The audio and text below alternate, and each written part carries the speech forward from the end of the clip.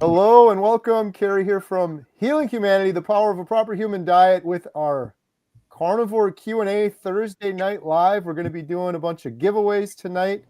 We've got Adam from Carnivore Today, Ashley from Carnivore Brothers, Lynn from Midlife Carnivore, and the wonderful Dr. Nelson here too. How you guys all doing? Doing great. Fantastic. Excellent. Thank you.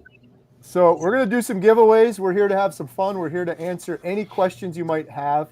It looks like people are jumping on and joining right now. So to kick things off, we're going to give away a Healing Humanity t-shirt, #ribeye. So post your best question with #ribeye, and we're going to randomly pick one of y'all for a winner, but you got to use that #ribeye. And in order to win, you also need to follow each one of the speakers you see here on the screen. I have a link in the description for each of them.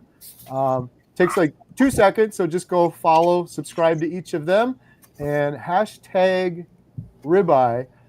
We also have our Healing Humanity membership site where you can get 50% off right now. Promo code LIFE325. You can see that at the bottom of the screen.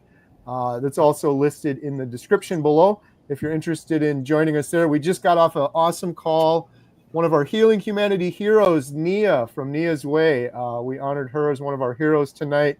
We got Dr. Kiltz coming up next week as our expert. So join us there if you want. And if we can't get to all the questions tonight, which sometimes it's hard to get to all of them, we can always cover them on the HealingHumanity.life website.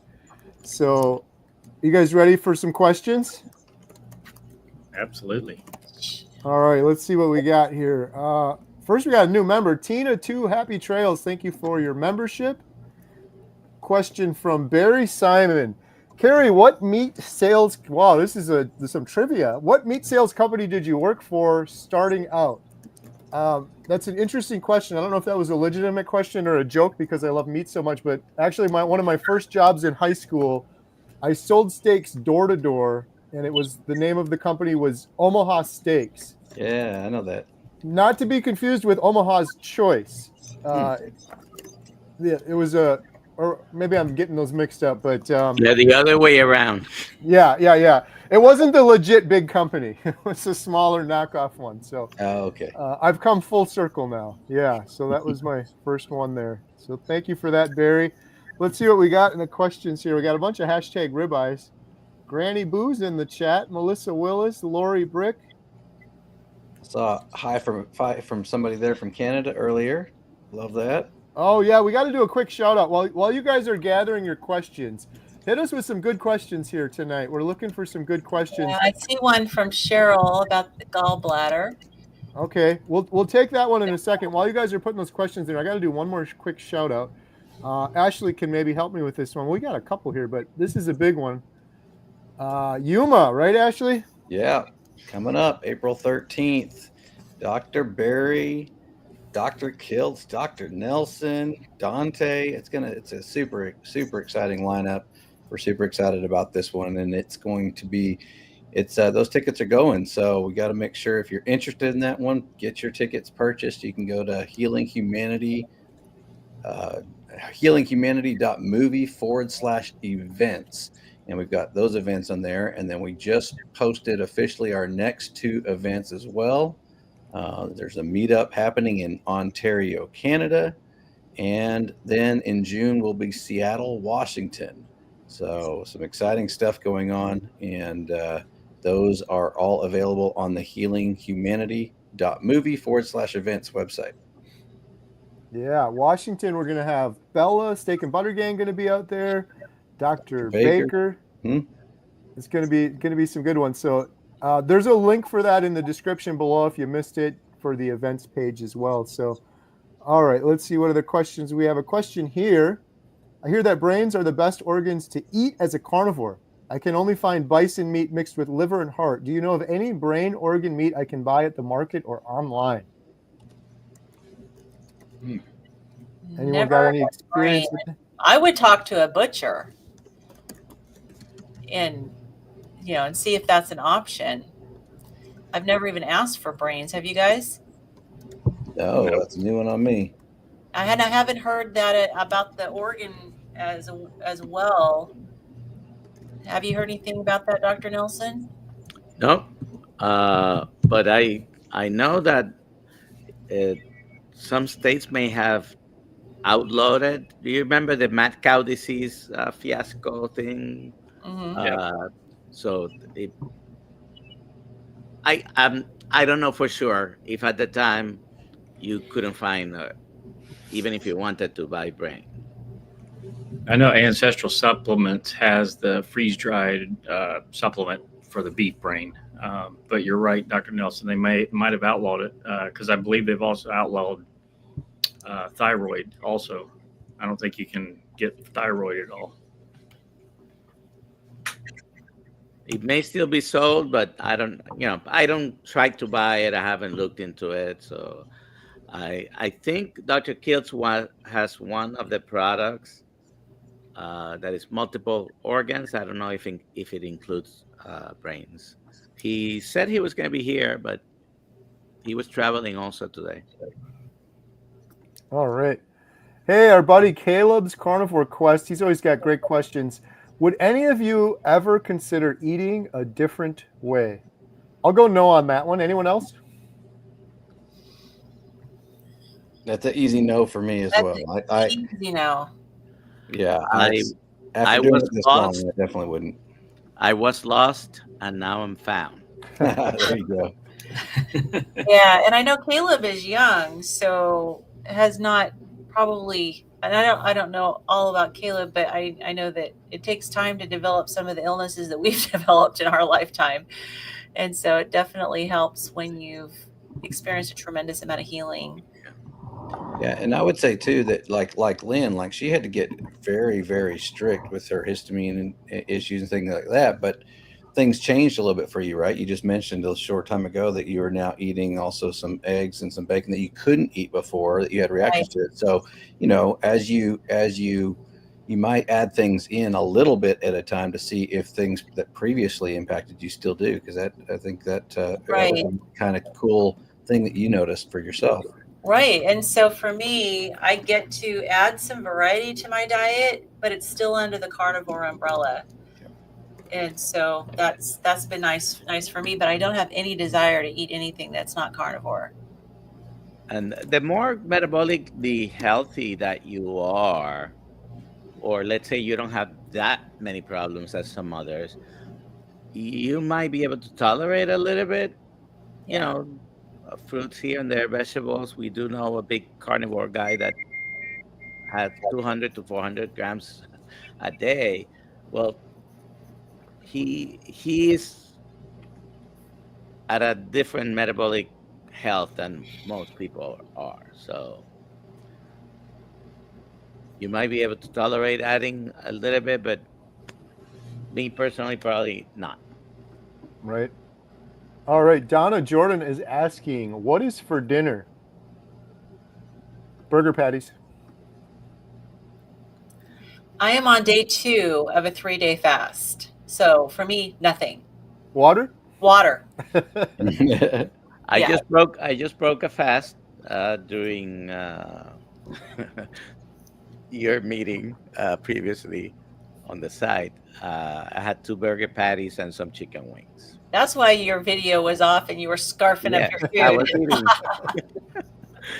But I did about 90 hours for almost 4 complete days. Wow. Last meal had been Sunday night, and then now Thursday night. I guess, am I the only one with a big fat ribeye ready to go for tonight after this? I am. I was waiting to hear what Ashley. I was thinking brisket. Don't be mean, Ashley. You don't have to be mean. Show off. I actually didn't eat very much yesterday, and so because I've got a nice big thick 2-inch ribeye that I was saying, all right, I'm going to save that one for after the live stream. But and Adam's traveling, so I'm curious to hear what Adam's plans are. Ice cream. Dairy Queen. Yeah. Dunkin' Donuts. I had those on the way. No, there's a place like we're literally within walking distance called The Grill. And I looked at their menu and they've got 16-ounce ribeye. So I think that's what I'm going to go and get right after this. Nice. Awesome. As well, enjoy that vacation of yours, right? Yep. Live it up. Here's a question from Cheryl. And just a quick reminder, we're giving away a Healing Humanity t-shirt in a couple minutes. Post your best question with hashtag ribeye. How will this diet affect those that don't have a gallbladder? Who here? Raise your hand if you don't have a gallbladder. 2 out of 5. All right. Yeah. Usually that percentage is higher, right? Right. Well, it's FFF, right, Dr. Nelson? It's fat, female, and 40. Tends to be the big thing when it comes to, and of course you can, if you're knowledgeable, you can add a fourth F, fructose, because fructose really does affect your liver and gallbladder. But from my personal experience was I had to go a little bit slower with getting fat adapted as far as getting the fat in. Some people take a lipase enzyme or ox bile to help them along. But you potentially might find when you're first getting started that it takes a little bit of an adjustment. And so I would, some people end up with diarrhea because they have too much fat too quickly. And so I would say gauge how you do, because we're all very individual and it depends on how much fat you ate before. But if you're getting diarrhea and you're having upset stomach and discomfort, back off and go a little slower with the fat. That would be my advice. What about you, Carrie? Yeah, it has been mostly a non-issue for me. I'm careful around rendered fats, like melted butter bothers me. But other than that, I think I did ox bile a little bit when I started, but then I've been fine ever since. So yeah, just take it a little slow. And it's amazing and distressing how many carnivores don't have a gallbladder. I think your body adapts, though. Yep. Yeah, I totally adapted. Absolutely. And the ox bile, the dosage can really vary for each individual too. So if you wanted to do ox bile, play around with the dosing. Today, I was doing a little bit of research on gallbladder because I have mentioned before, I have more than 50 first cousins, and some of us that grew very close together have a child, and one of them, who's a female, who is bigger size and definitely over 40, is having gallbladder issues. She's vegetarian. So I found an article on a study done in Great Britain, I think, where vegetarians have more frequent gallbladder dysfunction issues. Not surprising. Right. Okay. The next question we have is, how does a carnivore diet affect the kidney or, say, a fatty liver? Good question. Looks like it. Positively? Yep. Yes. Yeah. Well, so I can say that initially my kidney values were a little worse. So my creatinine went up a little bit. My GFR went down a little bit initially. I was told that was just kidneys adjusting to the excess protein. I don't know, maybe Dr. Nelson can confirm or deny that. But the fatty liver absolutely will get better because you're not eating the things that contributed to getting fatty liver. It's the carbohydrates, the fructose, the sugars that gave you and the low fat that gave, that contributed to all that, but particularly these carbohydrates. So when you stop eating those, your liver is going to get better. And I would definitely, if you want to know anything about liver and talk about liver, talk to Coach Lisa. She's definitely focuses on the liver. But I wouldn't, if you're just starting, I wouldn't be overly concerned if you see a little bit of an uptick in some kidney values and a little bit of a decrease in the GFR, but it does correct itself. At least for me, it did. The increased creatinine is a result of increased protein, and like you said, it's most likely transitory because overall, some even recent studies have shown that, contrary to the previous belief of most doctors and some studies, high protein doesn't really damage the kidney. So There'll be some improvement. Creatinine might go up temporarily, and one of the things you can do to double check that it's not really your kidney function getting worse, because the GFR is the result of a formula that uses the creatinine. So if the creatinine goes up, the GFR is a calculated result. It's going to go down. But you can do a cystatin C test. Many doctors don't even know about it. And that will give you a more accurate estimated glomerular filtration rate, which is the eGFR. All right. $2 super chat from Caleb's Carnivore Quest. Is fasting essential for success on carnivore? Nope. Not at all. I think there's a lot of cool elements, especially of healing with fasting, and that's definitely something people explore. And Adam and myself, I'm not going to throw anything out there specifically, Adam, don't worry, but we're going to do a little fasting challenge ourselves here coming up. But there's definitely some elements to healing with that are very, very important. But is it necessary? No. And I want to say that, but I think the primary reason, the way I look at this, is I would say that eating 3 square meals a day is not normal either. I think that's just something that our culture has done. We've got food on every corner, fast food restaurants, grocery stores. The convenience of doing that, the timing, that's something that we've ingrained. I don't know that was ancestrally what we did, right? I think there was probably a lot of natural fasts when they didn't have food resources available or crops ready to eat and things like that fasting was more of a normal way of life for them within certain time frames, right? It may be a shorter fast, but until that next hunt comes in, or until that, the crops were ready to eat. So I think what we have with modern conveniences today has really just got us completely out of whack with how frequently we eat. Yeah, too frequently. Is it absolutely necessary? No, it's not necessary. However, there are a lot of good benefits, especially if you need to increase insulin sensitivity. It does help with improving insulin sensitivity, decreasing hyperinsulinemia, and getting your metabolic motor working better. It does help with that. Look at Dr. Jason Fung. It's, you can find all over YouTube, either his channel or on him on other channels. He talks about fasting a lot. Yeah. All right. Jeffrey's asking, any danger to not slowing oxalate dumping with green tea? Mine is all skin erupting white crystals. Arms look like a meth head skin picker skin. No joint pain or stones. Thoughts?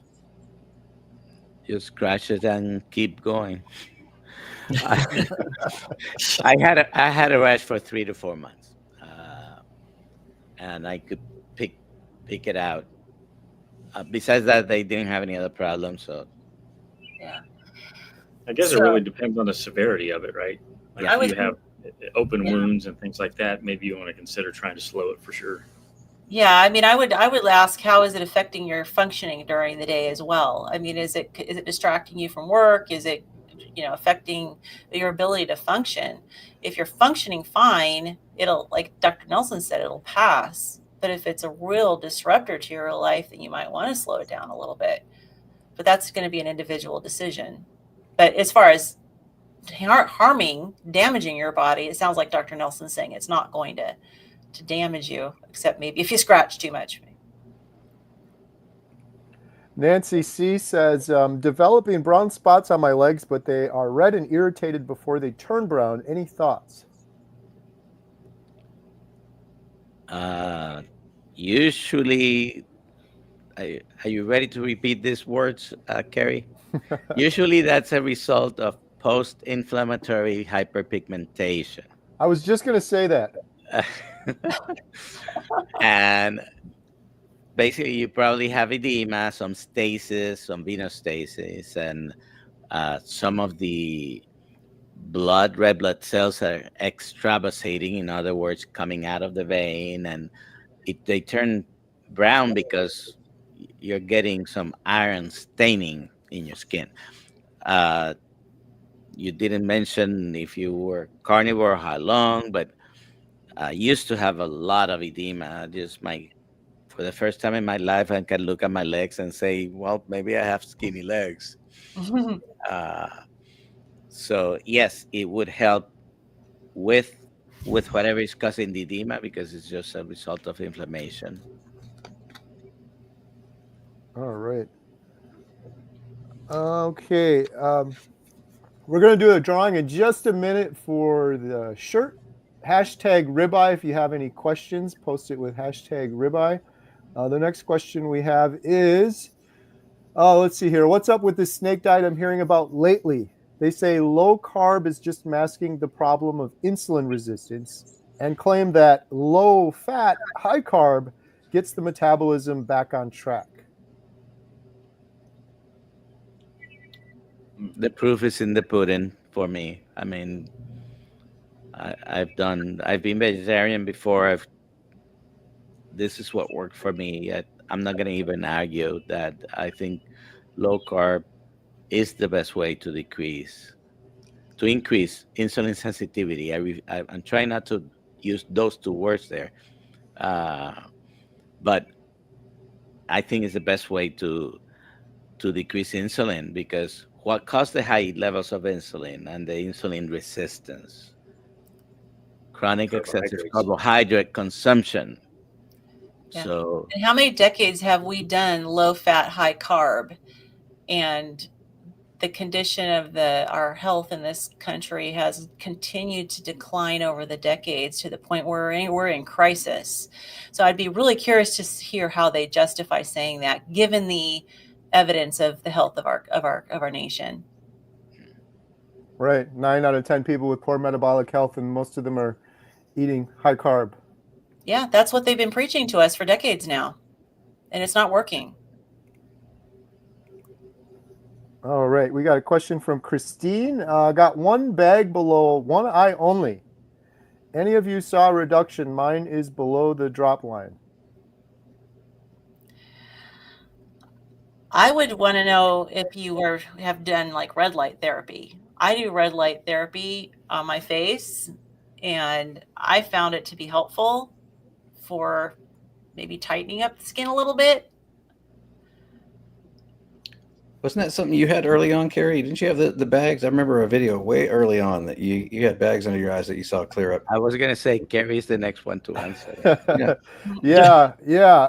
The first video I ever did on Carnivore was a picture of my eye bags before and after. So that definitely cleared up for me on Carnivore. Although I did a couple videos, I think when I was 60 days on Carnivore, maybe 90 days, where I'd get up super early in the morning and they'd start coming back a little bit. I almost wondered if part of it was being dehydrated. But I don't know. I had bags under my eyes for years and years and years, and they're pretty much completely gone now on Carnivore. I have dark circles around my eyes that can get darker depending on whether I slept well or not, whether I have my allergies or not. So sometimes you can develop the discoloration. It's frequent. My son also the same. It basically comes from my mother, who had very dark circles, and but not bags. Bags, you might have it with some edema if you didn't sleep well. But they definitely, with Carrie, they got a lot better. It's interesting that it's on only one eye and not the other. And so I don't know, Dr. Nelson, could that be a little bit of a lymphatic issue? It's possible it could be allergies as well. My wife, when we met, she would get very severe allergies on one eye and not on the other. And it was all the environmental. We should have affected both eyes at the same time. It didn't. It just, one got like really hugely swollen and the other eye will be normal. So sometimes our body does things like that. Yeah. It doesn't sound as much like a systemic problem, though, if it's only one eye. It sounds more like it's a local issue. We got a $10 super chat. Thank you for that. All of our super chats go 100% towards the documentary. Carrie, have you ever talked about the graying of your beard? Do you think it's carnivore related or a normal age thing? It's related to having triplets at home. Maybe or stress from Four raising females. four teenage girls. Right? 5 females. I don't think it has to do with carnivore, right? I was just looking because I saw this. Even my 30-day video, I had the before and after with the eye bags like we were talking. I still had gray then. I guess maybe it's a little bit more gray. The other thing that's changed, interestingly, is I had a huge white patch here for 10 years. Jen would cut my hair. I'm not even exaggerating. It looked like someone took spray paint and just went psh, like a circle of it. And then that's completely gone on carnivore. So I don't know. I don't know if the beard whitening is carnivore or age. I don't feel like it's carnivore. Like I said, if I look back to my first 30 days on carnivore, I still had quite a bit of, it looked pretty similar. So Is the burden of the documentary. That's what I was wondering. Yeah, it could be. Oh, right. Yeah. Yeah, someone's making a documentary. This is right. Answering all these questions is making it turn grayer too. Yeah. No, I blame it on the triplets. They get no respect. Right. Like Dr. Nelson. Question for Lynn. Found out I might have a histamine intolerance while on carnivore and afraid I might have to stop carnivore. Any advice, or can I still do carnivore? I'm on a budget as well. Yeah, absolutely. Because I have mast cell activation syndrome, which is a form. It is histamine intolerance. Usually histamine intolerances will go away. But absolutely, I have done my whole carnivore journey on a low histamine version of carnivore. So you're going to need to take a look at the freshness of what you eat. So no aged or smoked meats or cheeses. You may need to cut out egg whites because they're high histamine. There's a whole bunch of other stuff, but you can eat carnivore even on a budget with, as long as you're really keeping an eye out. I would definitely recommend going to my channel and checking out my histamine for my low histamine for carnivores video. I go into a ton of detail in that video about how to do it, because I've been doing it now for going almost 2 years. And I did a whole year on a very strict low histamine lion diet. And that now I can eat things that are higher in histamine. So you just have to drain your histamine bucket. You start to have a reaction with histamine when your bucket gets so full inside your body, gets so full, you get too much histamine, and that one little thing will set you off. And you just have to avoid the histamine until your bucket drains and you can start to have a little more. And you might need to be a little careful at first, but like now I can eat 5-6 eggs and 6 strips of bacon a day and not have any issues. And I never thought that day would come. All right. Next question we have.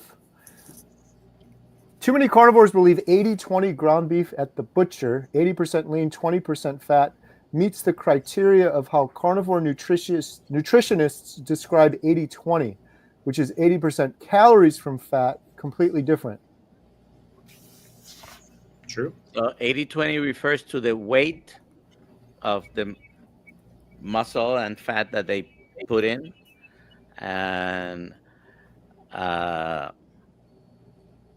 when you go 50-50, that by weight, grams of fat and grams of protein, that translates to about 75-25 as far as calories from each macro. But just keep it simple and eat the fatty meat. And if you're having any problems, then you worry about trying to tweak, this much or that much. Sometimes a lot of people worry that much about, am I eating the right proportion? And if they don't have big hurdles to jump, it probably doesn't make much of a difference. But like 50-50 would give you 75-25 more or less of the calories coming from each macro. It's based on weight, right? Based on weight. Yeah. All right, good stuff. All right, let's give away this Healing Humanity t-shirt. We're going to pick a winner here. Drum roll, please. Oh, we don't have a drum roll today. There we go. Winner of a Healing Humanity t-shirt. And if you didn't win and you want to get a t-shirt, Ellen M. Ellen. Congratulations, All Ellen. right. Ellen's awesome. Adam, how can Ellen claim her t-shirt? Ellen, you can go to HealingHumanity.movie/giveaway, fill out the form, and Ashley will send you the shirt promptly. Congratulations, Ellen. And if you didn't win the shirt, you still want one, we do have those for sale, and proceeds from those go towards the documentary.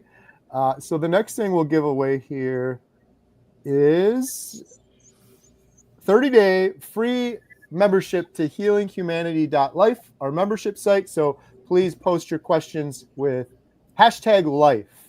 #life.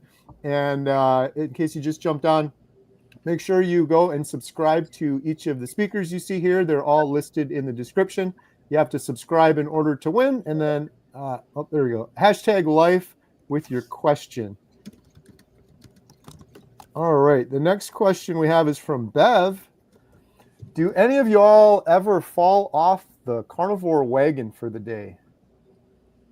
Nope. I never have. No. I will say the closest that I have was when we did go on a vacation on a cruise, and this was early on, and I wouldn't say fall off the wagon. Well, I guess I did for a day, and had some desserts and stuff, and then I got right back on. But it was, to me, I'm at the point now where I've seen the difference, and I look at food differently, honestly, and thankfully I'm far enough through my sugar cravings that I really just don't even get tempted. And what's weird, I was just talking about this with my wife the other day. A lot of people say, well, I don't know what to eat. There's no options, whatever else. I really have the opposite problem. I'm like, man, should I have eggs? Should I have another steak? Should I have some burgers today? Like every day it's like exciting for me what I'm going to get to eat. It's so crazy. Yeah, I know I've absolutely broken my sugar addiction. There's no doubt in my mind, and I have no cravings at all for carbs. But I had a very strong why, because I was totally disabled, and so I had no life for my whole adult life. I was sick, so I can't even imagine wanting to try to even tempt reversing the gains that I've had. It actually scares me to think of that I could actually do something to reverse what I've accomplished as far as my health. So not saying it's always been that way. I mean, we all had to get through that hump where, you have to Not push easy. through it and get support if you're struggling. And if you're not part of our community, can maybe consider, because we do have a Breaking Addictions group. We are there to support you and give you, be your cheerleaders as you're doing this. I think I also have to add into that if you do fall off the wagon and you have a day that's bad, don't blow the whole weekend. Don't play the whole week, or I'll start again next month. Start again tomorrow. Like let's pick up the pieces where you dropped them and get back up, because I think the more you delay it, the more you push it off, and it's just okay for the harder it'll be to get back on track. Yeah, and don't beat yourself up, and don't allow shame to sink in. And that's where the community is really important, because if you're able to be honest and transparent and say, hey, look, I blew it, I did this, the community will rally around you and encourage you. And it just, whatever if you feel like you eat something you're not supposed to eat, don't wait till the next day. Just your next meal needs to be carnivore, and pick up right there. Good stuff. Today is officially my 2 years on carnivore. Yay! Haven't fallen off the wagon, but people give me a hard time all the time. But I fell off the wagon many times doing keto over the years, and it was always so disappointing. Me too. But the night is young right now, so I'd go celebrate, get some ice cream or something to celebrate the 2 years. But no, I can't even imagine. I feel like I would get sick to my stomach at this point if I even ate something like that. I've heard so many horror stories from people too that are like, yeah, I tried something and it just tasted artificial or way too sweet or nothing like I remembered it, sort of thing. So, yeah. All right. Here's a good question. Why have generations of Asians been able to eat rice and stay thin? If it's because they otherwise eat healthy, can we do the same? Genetics plays a big role in that. Yes. Yeah. Yeah, Plus, definitely. plus Southeast Asian, like Chinese, Indian, Pakistan, and all those countries, there is a very high incidence of diabetes, of thin outside, fat inside people, fatty liver. They're, you know, declaring them completely healthy might be a mistake just because they're thin. They can be with a normal BMI of 25, they can have fatty liver and excess visceral fat. So listen, I grew up in Puerto Rico, rice and beans 2 or 3 times a day growing up. I mean, that rice in particular had to be there in the school lunches. At least everything was fresh at the school cafeteria, but basically was rice and beans almost every day, and at home as well. I can't tolerate it right now. It's basically, what are the results you're having? If you're doing great, keep doing what you're doing. Right. Yeah, and so can we do the same? I don't think I know I can't do the same. I don't think Adam, in America. No. I mean, I'd be Right. curious to see what would happen. Like, a lot of the Asians come over and they eat like us and they gain a lot of weight. And I'd be curious to see what would happen if we would go there, if we would adapt and lose weight. I don't know. But again, I think Dr. Nelson's point is key. Thin doesn't mean healthy. And just as fat doesn't necessarily assume that you have issues. Like, I was 350 probably plus pounds. I had a CT scan. I didn't have any fatty liver disease. You can't just assume that because someone's overweight. I was pre-diabetic, but for many, many years, I was morbidly obese and not in the pre-diabetic range. And so it's hard to judge someone's health based on their size and just have a blanket, statement about they're thin, so therefore they must be healthy, or they're fat, therefore they're unhealthy. A few years ago, I had a couple of patients that were from Asian countries. They were not Chinese, but from a couple of the countries around. And both of them had hemoglobin A1Cs over 15. Now, the capacity of the test, the maximum test result you could get was 15.5. One of them had 15.5, the other one a little bit higher than 15. And both of them, 3 months later, after asking them to decrease rice and noodles, that I'm talking about cultures like those are staples, right? So both of them within 3 or 4 months when they came back, one of them, the A1C was under 6, the other one was just about 6. And all they did was stop eating the rice and the noodles.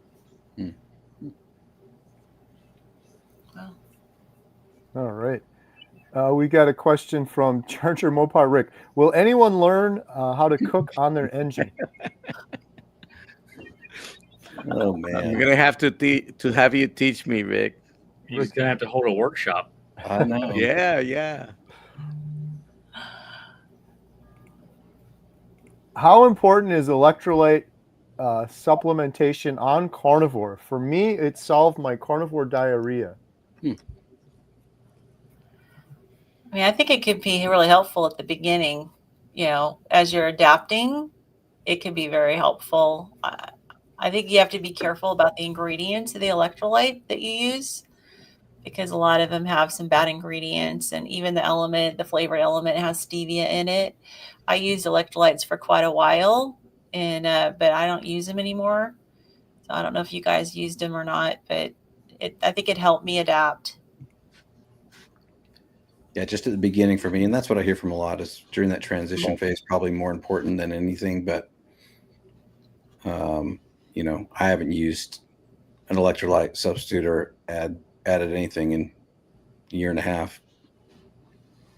Yeah, I had struggled with using it too much because I liked the flavor, and it was because of the natural flavors and the stevia. And so I was using it way beyond when I needed to. So I'd just be careful that that doesn't happen, and maybe use a raw, you know, like the Element raw and flavored one. All right. Cisse, what is a better meal, roasted beef or steak, nutrition-wise? Yes. Yes. True. I would say, isn't there?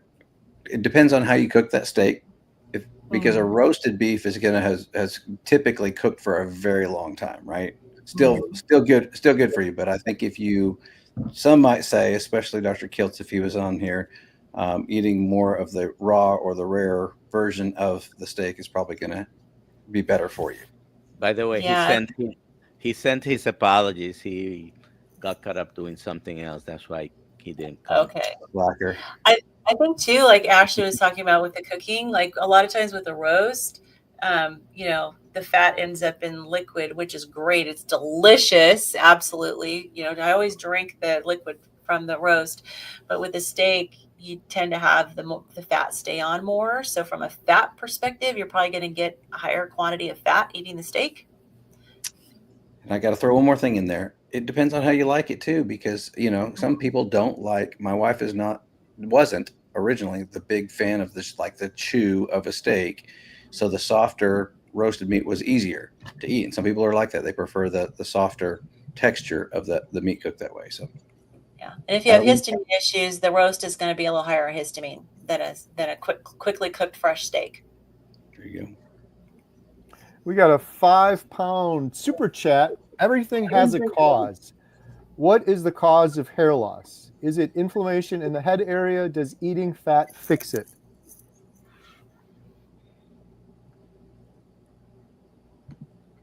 We're all looking at Dr. Nelson. You're gonna let one of the thyroid. I don't know, Lynn. You told me I couldn't answer these questions. I did. I didn't tell you that. That's true. You know, and you did. Well, most of the time it's nutrient deficiency, right? Maybe we're talking about in women. I mean, thyroid is one. I mean, there could be multiple things that can cause hair loss. You know, it could be stress. It could be under eating. You know, inflammation in the head area. I mean, you can have follicular inflammation. I know that I have had problems with my hair follicles when I've had my mast cells flaring up. I'm kind of the exception. I don't think most people have that. But I mean, there's other hormonal imbalances that can cause it. I'd say if you're having hair loss and you're, you know, it's something new, check and see and make sure you're eating enough, but also get your thyroid checked, to get some other panels checked. Make sure that there isn't some sort of an imbalance going on. All right. Question. Insulin is a powerful hormone, and I've heard so many doctors say it has hundreds of functions. Can you name some? It doesn't show up on Google searches. It does if you ask the right questions, but you know, sometimes you might know the answer before you ask the question. That's how you can phrase it. But insulin, the main function of insulin is, or one of the main functions, fat storage. When insulin goes up, your body stops burning fat and increases the storage of fat and the production of fat from the liver. It does help in many of the cells of the body, helps glucose get into the cells. There are some cells in the body that don't need the insulin's help. But anything that it's not the growth hormone, but it's a growth hormone. Okay, it helps in protein synthesis and building the structures of the body. But of course, the most well-known functions have to do with energy metabolism. Doesn't it help with cognitive function if you, assuming you don't have issues with insulin resistance? Well, for many years now, dementia or Alzheimer's has been called type 3 diabetes because there is a problem with insulin sensitivity and glucose getting into the body. And if you're not producing enough ketones, then your brain cells are going to use glucose. But when there are ketones around, they prefer the ketones, and the heart as well. Okay. So very low carbohydrate diets, because of that, to me, are essential. Hey, we got Bill Knott in the house. Everyone go check out Bill Knott's YouTube channel. Hello, Bill. All right. Question. I've been carnivore for a month. I get constipated. My psoriasis is not improving. That's the reason I started, and I still have brain fog when I wake up. I do BBBE, eat a lot of fat. Still very early. And yeah, psoriasis. Yeah, I mean, as far as the psoriasis and the brain fog, it's still very early. I'd be wondering if you're getting enough electrolytes and if you're drinking enough water. What are your thoughts, Dr. Nelson?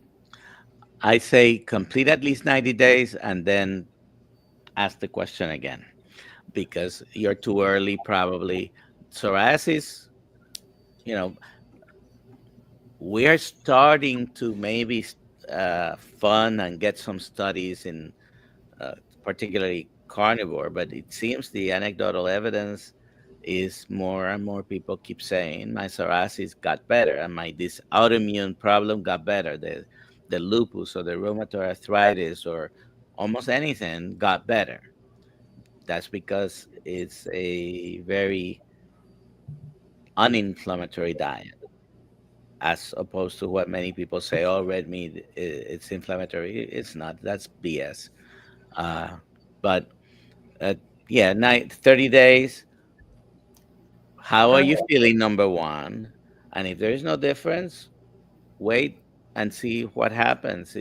Hopefully it's not getting worse. But it's Yeah, too and early. psoriasis is autoimmune, and so a lot of people have to be like me and go low histamine. It's because mine is an immune system disease, but autoimmune very similar. A lot of people need to go low histamine lion diet, and that's when I really turned a corner with my health. So if you're still get yourself through this transition period, and like Dr. Nelson said, do it for the 90 days. But if you're still struggling, really think about maybe going a low histamine lion diet. Just one more comment on there that Jesus and Carnivore put in there. If you didn't see that, it's she said her psoriasis was gone after 6 months. So some people definitely take longer. Nice. I just posted a video I did with Stephen Lashbrook, who had just the most severe case of psoriasis for 30 years. And carnivore saved him. And in particular, Lynn's comments, I think he went more lion diet. Do you remember how long it took him? It was quick. Well, I don't want to say quick, but I think I want to say 60 to 90 days. It's been a year since I filmed the video, so I don't remember exactly, but 30 years of suffering to the point where he had a picture of the sheet with just like blood on it. It was that serious of an issue for him. All right. Here's a question. Candice, what foods can trigger histamine, or is it just according to the individual? Well, yes, there's definitely an individuality to it as far as your own sensitivity. I talked about the histamine bucket.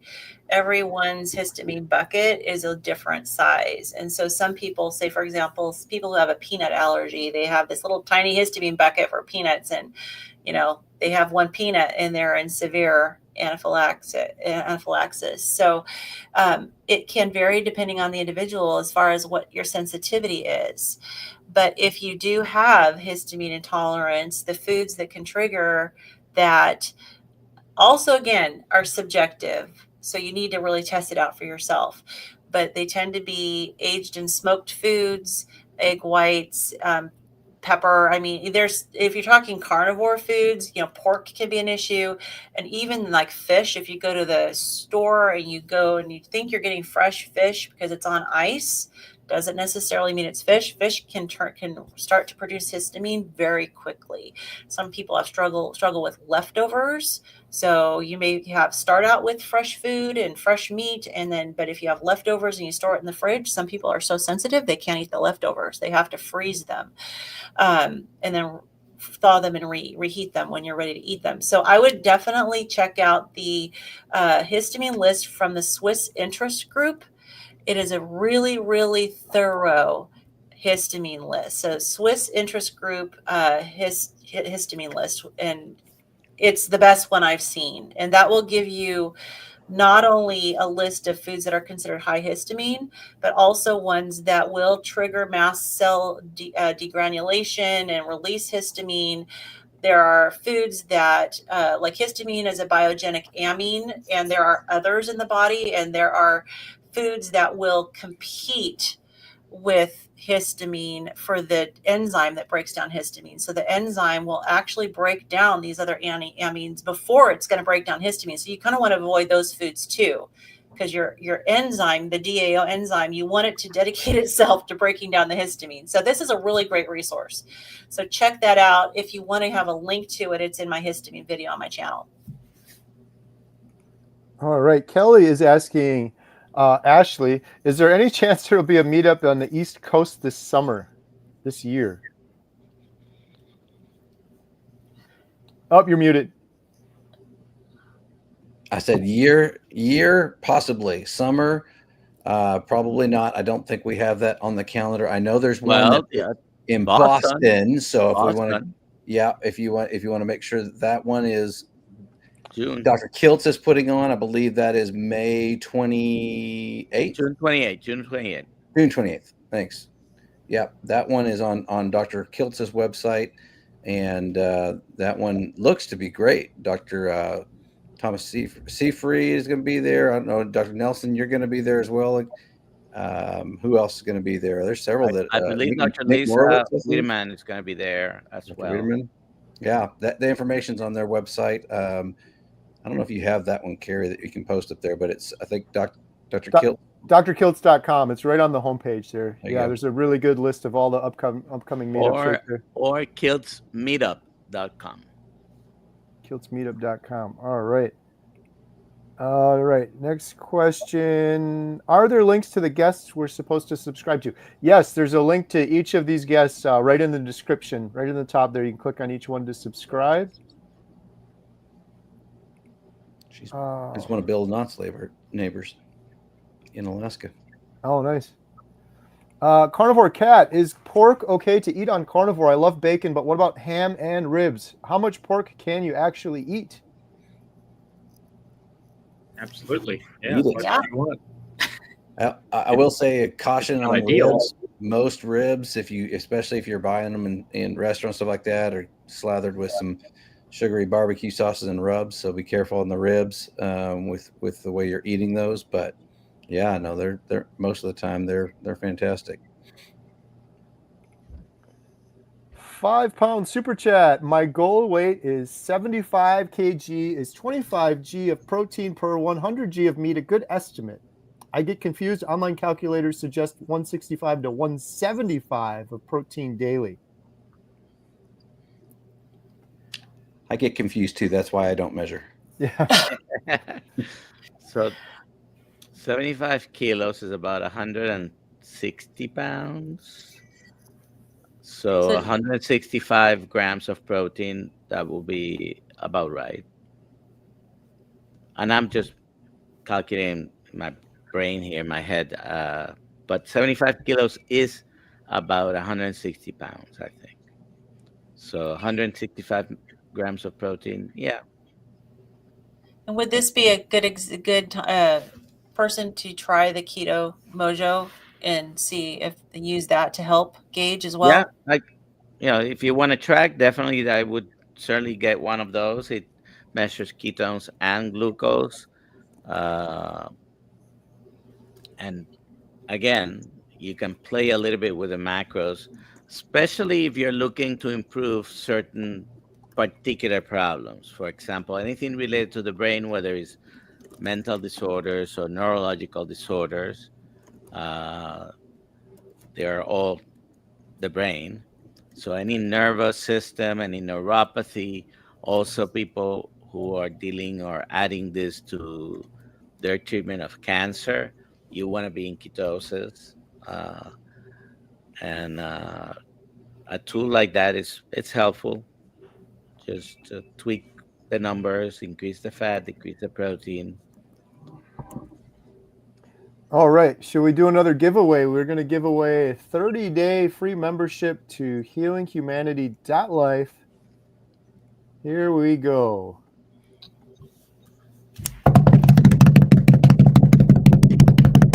And if you don't win and you still want to get access, HealingHumanity.life. Candy Keith, congratulations. 30 days free. If you didn't win, there's a link in the description. Promo code LIFE325. You can get 50% off your first month. We've got awesome doctors, experts, courses, Zoom calls, like 12 of them a week. So come join us if you need some more community on the carnivore diet.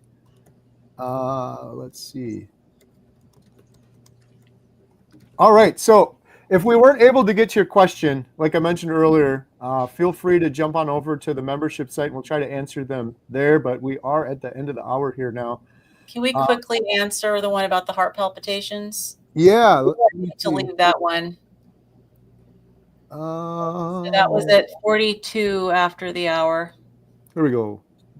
Sometimes I get heart palpitations. What can I do to change that? Some people tell me I'm consuming too much salt.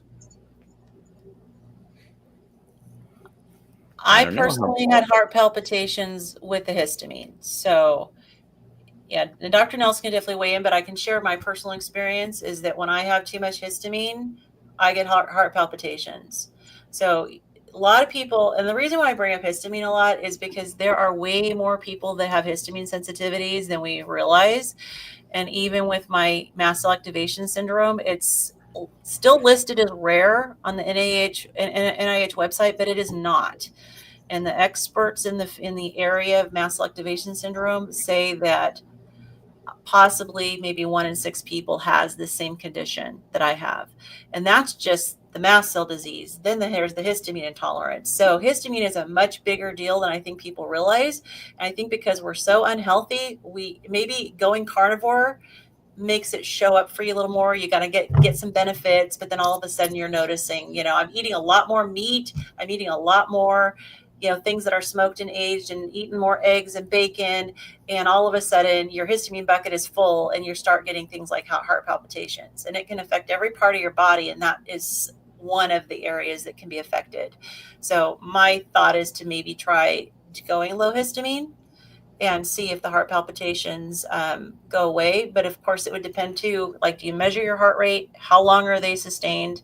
Are you feeling dizzy, weak? If that's happening, you need to go see your doctor. So any other thoughts, Dr. Nelson? Yeah, when it's happening, it's important also. Is it when you stand up, when you get up from bed? Is it after exercise? Is it, there are many other questions that come to my mind. I've completely reversed my hypertension.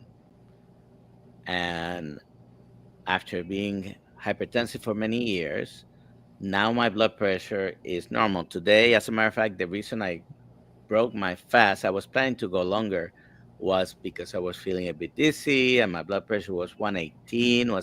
That's not bad. That's my normal now. But if I'm not having enough salt during the day, when I stand up, I get tachycardic, I get palpitations because my blood pressure is dropping down. My arterial system was stiffing up, okay? Because that's what happens when you have hypertension for a long time. Now that I lost the weight and decreased my insulin levels and all that, those arteries are probably a little bit damaged. They're too flexible to keep the pressure normal. And it's frequent to have on very low carbohydrate diets and carnivore diets to have people that develop POTS, for example. It's not the diet cost that is your previous damage. It's still there somewhat, and it might take some time to adjust. And yeah, you might need to consume more salt. I don't think too much salt causes that. I think lack of the Yeah, I salt was gonna quality. say, so many people going to carnivore end up having not nearly as much salt as they did before, especially if you eat a lot of packaged food. You'd be amazed at how much sodium is in packaged foods. So maybe I'd be curious because the question included, are you getting too much salt? I don't Maybe, think so. probably not. Most people get way less salt on a carnivore diet than they did before. All right. Good stuff. Thank you guys so much for all of your questions. Thank you, Adam, Ashley, Lynn, Dr. Nelson, for joining. We do this every week, Thursday, Carnivore Q&A, so join us next week. Is there anything you guys want to mention or shout out before we wrap up? I have one thing just for anybody who has ever won and today won the 1 month free membership. Look for an email from me. It'll come from Lynn at HealingHumanity.movie. And so if you don't see it within the next several days, check your spam filter. Good stuff. Thank you, everyone, for joining us. Have a great night. We'll see you on the next one. Bye, Bye, everyone. everyone. Bye. Bye-bye.